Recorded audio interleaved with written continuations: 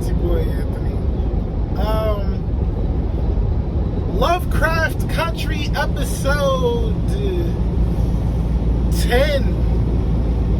It's been a heck of a journey. This is the last episode for now. I do think there will be another season. I have to imagine this was a hit show, and it was certainly implied. But we'll get into that after I talk about it. So this episode opens up with everybody, the whole crew returning to Hippolyta's house with Dee in tow. They place her on the bed. They've got the Book of Names. They're going to undo that curse, which is back in full effect. She's at death's door. But first they have to unbind the Book of Names because it's been bound. So they say some spell or something to do it. It immediately knocks both Letitia and Atticus unconscious. They find themselves in a sort of dream space where they are able to encounter the spirits or something like that of Atticus's female ancestor that initially took the book, the one that was protecting it before she gave it to Letitia, as well as his mother. And there they mention that the book is important. Initially, the power of the book was feared, but they learned not to fear it, and that it's the legacy of his family to protect it and to use it to protect their family. He also gets to meet his mother, as I said, and he hugs her and just kind of spends some time with her. He misses her. And she tells him not to be afraid of death. If it's to sacrifice for something important. And there, Letitia and Atticus are able to cast some kind of spell that cures Dee of her curse. And she is restored, for the most part. Unfortunately, her left arm, I think, is gone. It's been... it seems to be rotted, decomposed beyond repair. And it's kind of funny, later on, they just, put it in a strap, like a cast or something, like it's broken, when it's obviously very badly decomposed and needs to be cut off immediately. It's like, but they got it strapped up like it just got broken and it's gonna get better.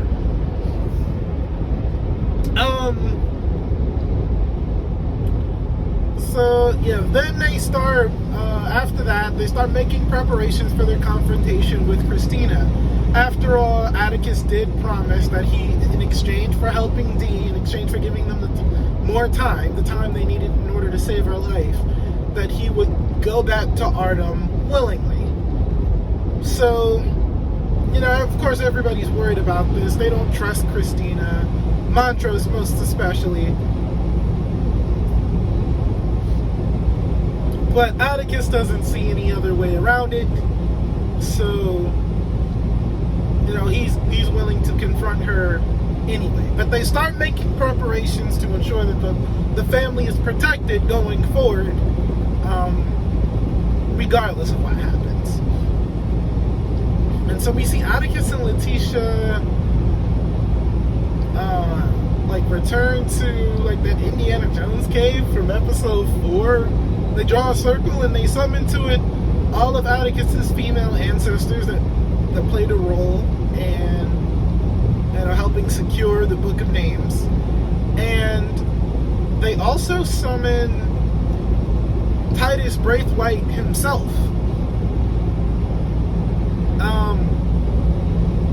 They do this seemingly to stab him and carve out his heart or something. I guess they wanted a piece of his body in order to cast the spell. But he's seemingly made of flesh. He is able to briefly escape the incantation circle, which was supposed to trap him within it, to warn Christina Braithwaite that Atticus and his family had access to the Book of Names. But he's soon sucked back in the circle, and they are able to carve out a piece of him and kill him. And he says goodbye to all of his female ancestors for the final time.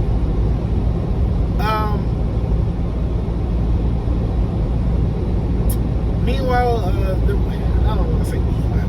There was another part where Letitia and Ruby discuss what it means to be family, and Letitia asked Ruby to get a part of Christina's body so that they can cast a binding spell on her. Initially, she refuses to do so. Ruby refuses to do so because she feels like Letitia's just using her again to get what she wants in the moment. But afterwards, she does agree. She comes back later with like a potion that presumably has Christina's blood in it, and that would serve as one of the necessary ingredients to cast the binding spell on Letitia. And so they seem to have made up. Ruby seems to have forgiven Letitia for her manipulation of her in the past and taking advantage of her.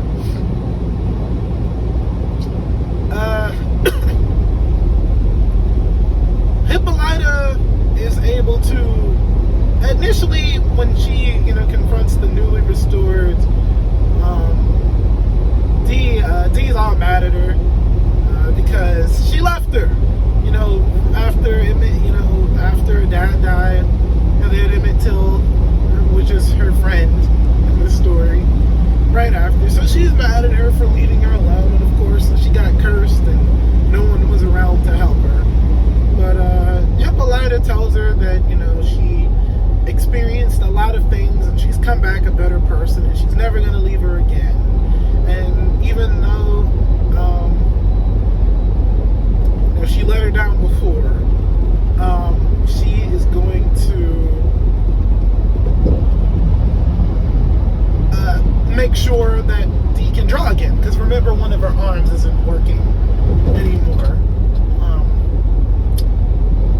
And I think as far as like all the subplots and everything, that pretty much wraps everything up, I want to say. Oh yeah, Atticus makes up with Gia, I think was her name, his former Korean lover. I guess she's at a nearby hotel. She stayed there after he yelled at her. And there he apologizes to her for yelling at her and mentions that he did legitimately love her. What they had was real, but he kind of just wanted to pretend none of it happened because she was a monster and it freaked him out.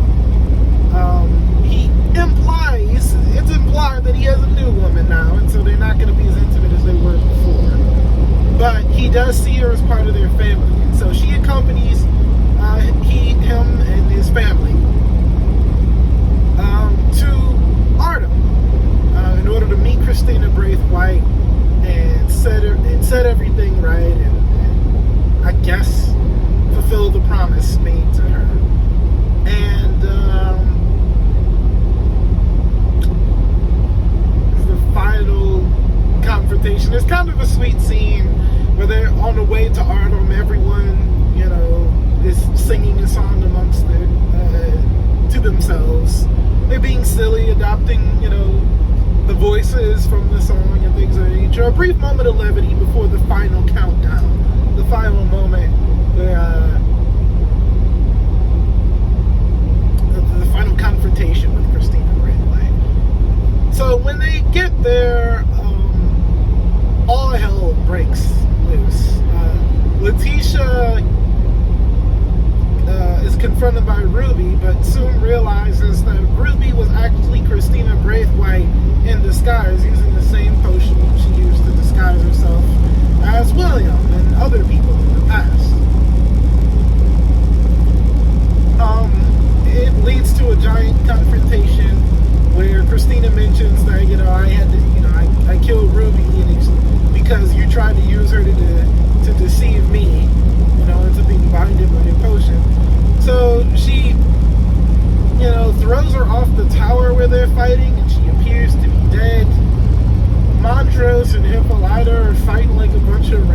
white people around as they return to the Artem mansion, or the remains of it.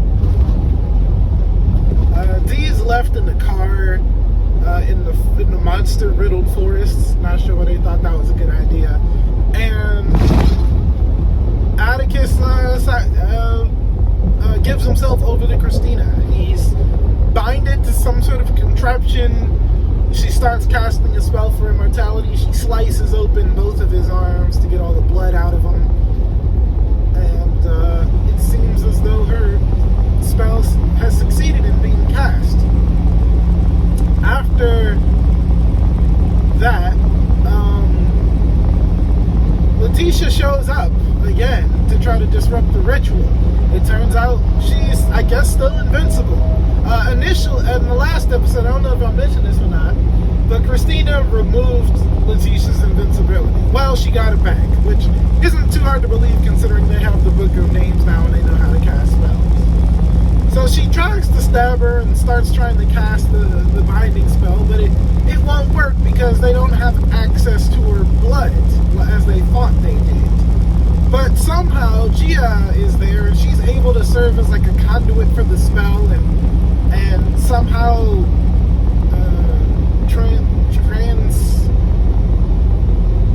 transfer like the properties of Christina's blood to the spell in order to enable it to work somehow better than it otherwise would have.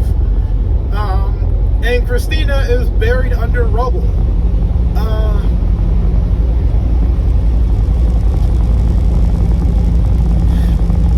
After that, Atticus does die, unfortunately. He leaves a note for his father, Montrose, to take care of his grandson. You can be the second father you always wanted to be. They all mourn Atticus, and that's the last we see of most of the other characters. However, Christina is still kind of buried under some rubble. She's crying out for help, but is approached by Dee, who has Atticus's monster from his invincibility spell in tow. And she looks upon Christina in kind of this dispassionate way. Christina cries out for help to her, and Dee says, "You still haven't learned." And then she uses her new robot arm that was likely given to her by Hippolyta in replacement for the rotted arm she had before. And she uses it to crush Christina's neck, killing her. After telling her, you still haven't learned. And the episode ends there. So I think that's basic synopsis. A lot happened, but still not so much as what happened in the second episode. It doesn't really get any worse than that. I liked the episode. I definitely had some problems with it. Where do I even start? So let's start with, I guess, I don't know, Hippolyta or something like that. Which character should we start with? I guess we can start with Hippolyta and whatnot. So, you know what? No, we're not gonna do it that way. I'm just gonna kind of go off the cuff. I didn't fully understand how all the spells worked in the end. Christina seems to have cast.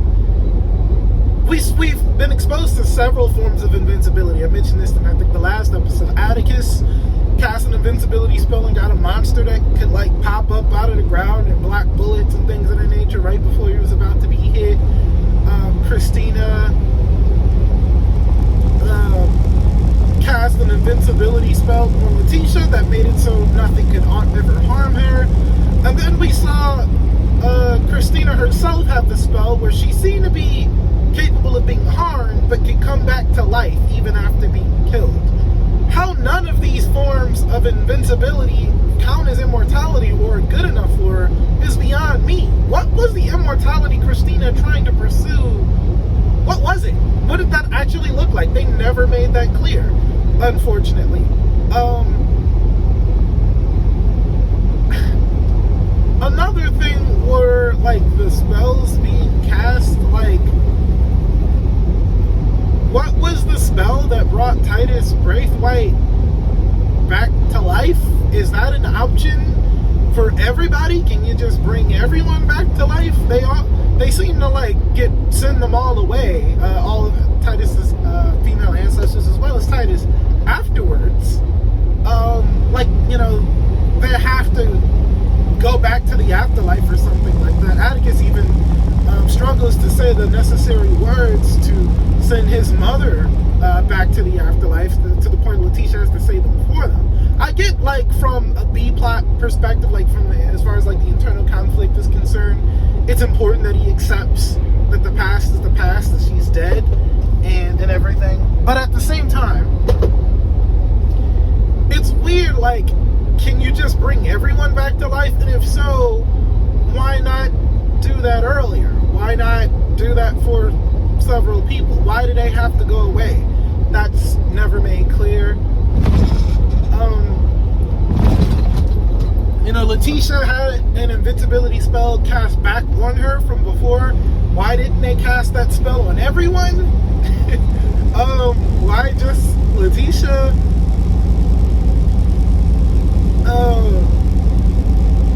There was, like, I don't understand why Atticus couldn't have had this spell cast on him. Why did he even go back to Arno? Because he promised her he would? But you're gonna kill yourself and let your baby grow up without a father? To honor the word of someone that was conspiring to kill you all this time? It's weird. I know Christina wasn't the most vicious of villains, but she was still a villain. I wish they kind of made her a lot easier to hate, honestly. But she was a villain nonetheless. So it's weird that he died just to keep his word. And they couldn't come up with a single spell that would somehow circumvent this process? That's what you initially think they're doing. But Atticus leaves a note saying he basically chose to die on purpose, and he didn't tell Montrose because he knew he wouldn't accept it. It's not like Christina would have known about that or anything. So, as far as we know, Atticus is actually dead, and it doesn't seem to have been any reason for that. How is Atticus's monster still going on past his death? And how come his monster didn't defend him from Christina? How can he just use it to, like, you know, like a dog to protect Dee or whatever after his death? That's kind of weird. I don't know that everybody had to go on this journey. And why would they leave Dee in the car alone with a bunch of monsters? One of them could have at least stayed with her. I mean, I know Atticus left his monster to fight there for her, but there were several monsters there. She could have been, or at least in the first episode, we saw that there were several monsters in that forest. You know, why did they think that one monster would be enough? One thing I skipped over in the synopsis is apparently a spell was cast to rid all white people of spells. So now, I always wanted Wakanda, and that is how you get closer to a Wakanda. So I like that idea. But it is weird that these really racist white people that are obsessed with white people not having access to spells and being subservient to them, that they wouldn't have thought of that earlier? And didn't Christina already succeed in casting her invincibility spell? How was that undone? It was mentioned that she was bound. That was the purpose of the spell. So it would make sense that she wasn't dead afterwards, but she looked like she was nearly at death's door. And Dee was able to just crush her throat, seemingly making it seem as though she was dead. But if the immortality spell had been cast, or even if it didn't succeed, one of the earlier forms of invulnerability we saw should have sufficed to render her immune from damage to her throat like that. So I don't know, the spell logic was just kind of all over the place. It really looked like stuff was just happening for the sake of happening to wrap up the story.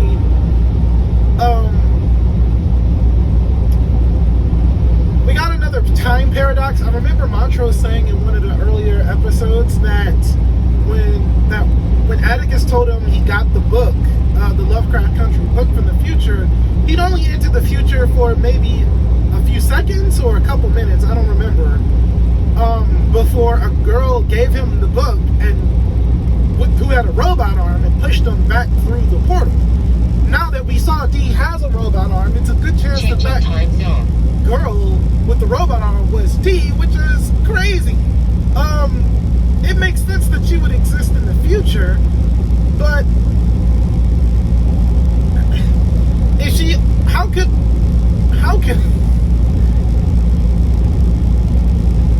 It much like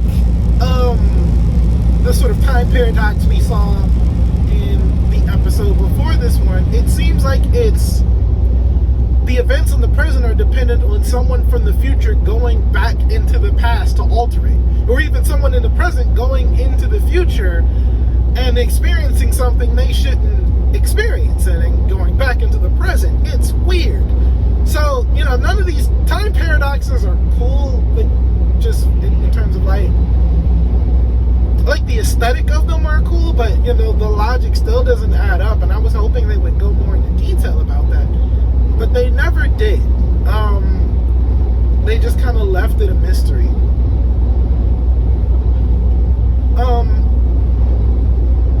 It's kind of surprising that Letitia would be so okay with Gia being around. I mean, I guess it's not the most crazy thing we've ever seen, but that, seemed unlikely. That Hippolyta couldn't do anything with all of her knowledge and scientific experience and things of that nature, couldn't do anything to solve this problem. They still had access to, they still could have gotten access to the time machine. There were just a lot of things to take into consideration that kind of threw me for a loop. So ultimately, I wound up getting more questions than answers for this episode. The spectacle of it was okay when you watch it initially, but after you really take the time to think it over, a lot of stuff doesn't seem to make any sense or seem to have been fleshed out enough. I do think they've laid an excellent groundwork for another season, and I think the book more or less ended with this season. I mean, I know it ended differently, but it more or less wouldn't have that much material to go on after this season. So I think Ms. Green has done an excellent job with a lot of the material that didn't initially come from the book. I am very much excited to see what she can do when untethered from it, using a world where black people can cast spells and white people can't. That's a very interesting sort of framework for new stories in the future. So yeah, I think that's interesting. I also think that one huge thing that I don't think was ever really followed up on was the time machine, or rather the key to the time machine that was given to Christina. We never got to see what Christina did with the key to Hiram's time machine. Presumably it was to use the time machine in much the same way that Hippolyta did. And Dee, after she choked Christina to death, it did seem as though she was familiar with Christina in some way. Saying that you still haven't learned implies she understood, she knew Christina, maybe from a time where she was a different person, or that she had met her much earlier and saw that her politics or worldview or actions or something hadn't changed in some way, shape, or form. And she didn't get to know her well in this season. So I definitely feel like Christina's not dead. There's some alternate version of Christina traveling throughout time or something of that nature that still has to be dealt with, and perhaps way more dangerous since she's seen Atticus's family be outright hostile towards her, and how dangerous they can be, and knowing that they have the book of names and everything. So yeah, I think there's, seeing, Christina come back, seeing like a war, like a civil war amongst, black folks and white folks, where black folks have access to magic. That could be interesting going forward. Obviously, Hippolyta still has knowledge of the world she went to and things of that nature, so there are still possibilities there. She repaired the time machine, so she could possibly build a time machine from scratch on her own. A lot of possibilities there. Obviously, Dee knows more than what she initially let on. So, and there's of course Letitia and what she's going to do with her child, and maybe what Montrose will do in terms of his participation in raising that child. So yeah, a lot of interesting ideas for storytelling in the future. I do think there's a chance Ruby is still alive. We saw that, at least when it came to like her white counterpart, that you have to make like a conscious effort to take them off the life support machines or whatever that would be used to keep them alive in Christina's house. So it's possible that Christina may have said she killed her, but that she was still alive because she was able to make use of her appearance. So, Ruby could come back in some way, shape, or form. I don't know if she'd be a threat. She clearly loved Christina, I think, but that's something that could happen.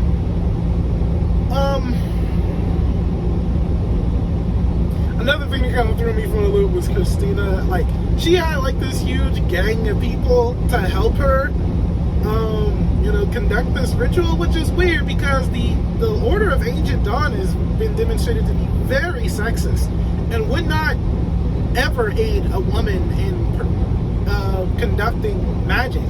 So where did she find all these people to help her? We've always seen her be alone and ostracized from this order. Now all of a sudden she's got this massive group of people that are willing to help her. I mean, I get that those were maybe like the neighboring villagers or something, and they may have been less judgmental, but I'm pretty sure they knew of magic and they weren't all that enthusiastic about women learning it either. So that was kind of weird. I also thought like the action for this episode was very badly filmed.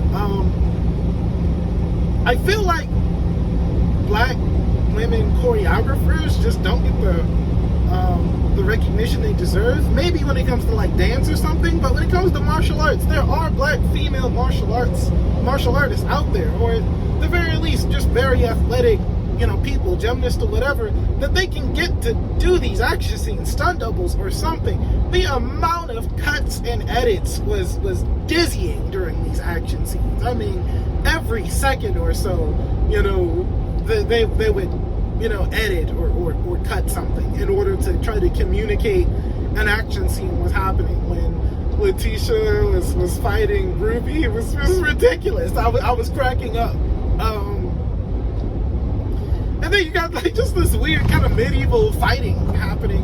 Why is Montrose why are Montrose and Hippolyta like fighting and beating people up and stuff?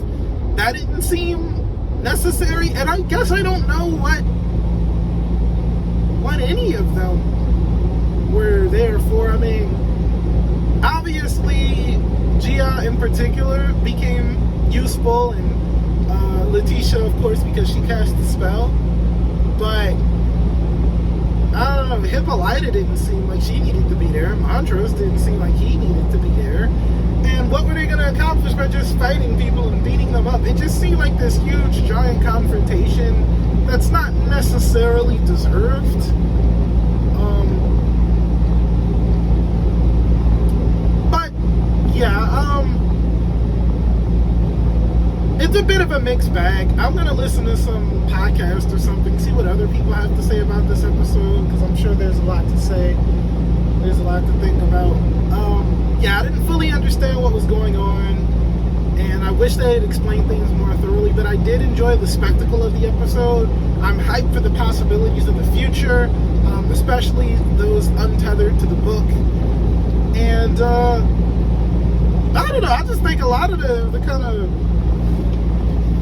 ideas in this book are cool. They can kind of become spin-offs in and of themselves. Tell me, who would not watch an Orinthia Blue show? Right? I want this Orinthia Blue. I want an Orinthia Blue show. Or at least give me a comic then. There has to be an Orinthia Blue tie-in to this show. It looks awesome. I mean, that's not a real comic, is it? I don't think it is. But if it isn't, and I don't think it is, it definitely should be. I really like the few pages of artwork we've seen from the cover to a few of those pages and that fictitious comic book within this world, but it's a solid idea that could be backed up with it has enough creative energy behind it. I think if you got a talented writer and artist, you can make a fun adventure out of Orinthia Blue. The idea of Orinthia Blue might honestly be kind of like the coolest thing to come out of this show. I can't be the only one that thinks that, right? But yeah, I'm rambling at this point. In a way, I'm kind of sad to see the show go. I had a lot of fun thinking about it, talking about it. At the same time, your boy kind of needs a break. I am happy that I don't necessarily have to upload an episode each week now to try to keep up with this show. I've barely been able to do it. For the first, 3-4 episodes, I did not do it. And for all the episodes after that, I did. But even then, 2 or 3 of those episodes were uploaded maybe just hours before the new episode came out, including this one. So yeah, I'm hyped to see something different. But I do think that this show has inspired me in terms of what type of works I'd like to cover in the future on this channel. And I think I'm kind of going to lean into the Afrofuturism and stuff. I really like that idea. So look forward to me covering more projects like this in terms of aesthetic and themes and tone, not in terms of length. I don't know how often I'll be reviewing entire shows like this, episode to episode. I might do a summation of an entire show I've watched, and projects from other mediums. But